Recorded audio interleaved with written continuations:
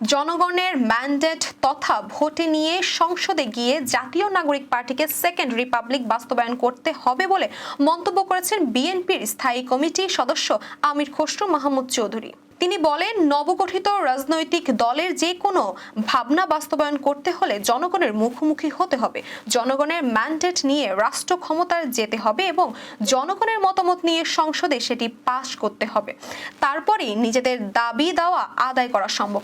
সোমবার রাজধানীর শেরেবাংলা নগরে কর আইনজীবী ফোরামের নবনির্বাচিত কমিটির সদস্য নিয়ে বিএনপির প্রতিষ্ঠাতা জিয়াউর রহমানের কবরে শ্রদ্ধা নিবেদন শেষে সাংবাদিকদের এসব কথা বলেন তিনি। দেশে নির্বাচিত সরকার না থাকার সমস্যা বাড়ছে উল্লেখ করে আমির খসরু বলেন, দেশে আইন শৃঙ্খলা ও দ্রব্যমূল্যের পরিস্থিতি আরো খারাপের দিকে যাচ্ছে। যতদিন গণতান্ত্রিক সরকার না আসবে ততদিন দেশ পিছিয়ে থাকবে।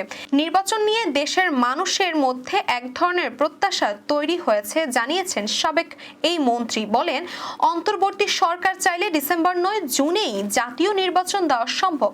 নির্বাচন যত দেরি হবে দেশ তত ক্ষতিগ্রস্ত হবে। শিক্ষার্থীদের নতুন দল সম্পর্কে সাংবাদিকদের প্রশ্নের জবাবে তিনি বলেন, দল করার অধিকার সবারই আছে, নিজেদের আদর্শ ও দর্শন তুলে ধরার অধিকার তাদেরও আছে, অন্যান্য দলেরও আছে। এ সময় বিএনপির vice chairman advocate Ahmed Azam Khan, কর আইনজীবী ফোরামের নবনির্বাচিত সভাপতি মাহবুব সালেকিন, সাধারণ সম্পাদক আবু নাসের মেজবা উপস্থিত ছিলেন।